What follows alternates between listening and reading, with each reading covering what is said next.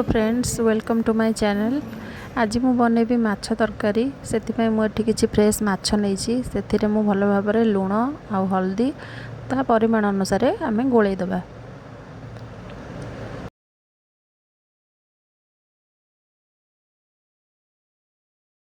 माछ को मु भल भाव गोलै सारी आम कढ़ार तेल गरम करवा। तेल भल भाव गरम हो गले माछ गुड़ी को गोटे पर गोटे दे आम भल भाव भाजीदेवा।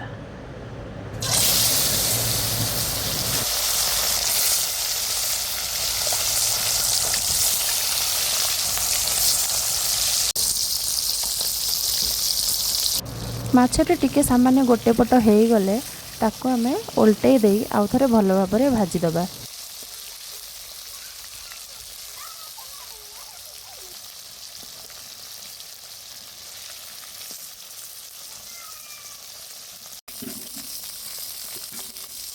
देखिपे माछ भजाटी भल भाव हो गला।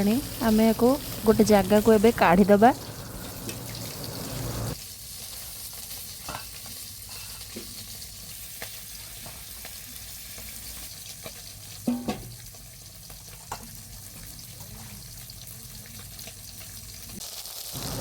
पीस गुड़िक भाजिला परे मुझे मुंड और लांज को एकाथरक पकई देछि। देखंतु ये भी ठीक से हो गला।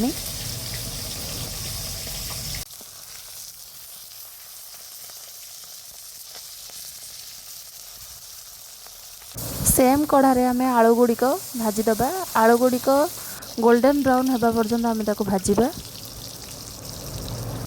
माछ तरकारी पाई मुझे आलू गुड़िक लंबा लंबा करी काटी नहीं।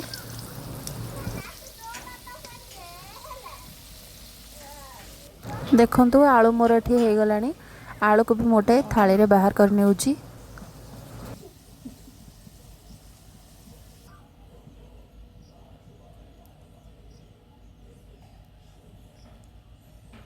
मसला मुझे अदा रसुण पियाज और सुखिला लंका नहीं। मसला को भल भाव बाटी नहीं।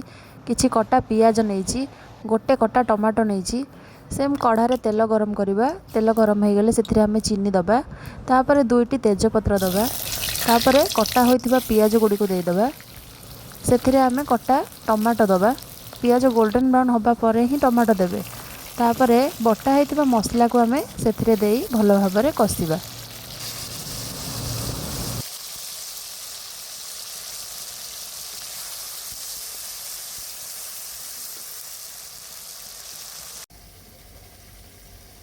मुझे नहीं हलदी गुंड गोटे चम्मच, काश्मीरी लंका गुंड गोटे चम्मच आउ लुण ये नहीं मु स्वाद अनुसार।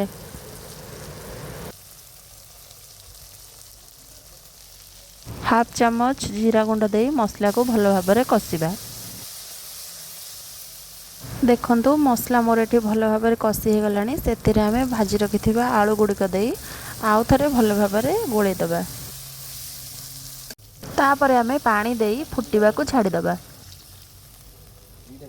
जेहेतु भाजिला बेले मु आलू गुड़िक ढांकी सिझे देती तेणु मुझे तरकारी को घोड़ाऊ नाही। शेष आम ऐड करवा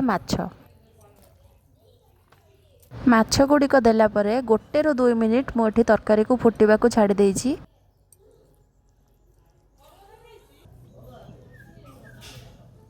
तापर दबा आम गोटे चम्मच दही। मुझे देछि सामान्य गरम मसला।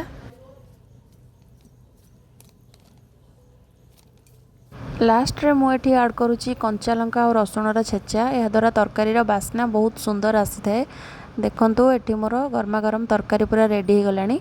वीडियो भल लागिले चैनल को सब्सक्राइब करंतु। पुणी देखा हबो एक नुआ रेसिपी सहित एक नुआ वीडियो रे। रहिली बाय बाय।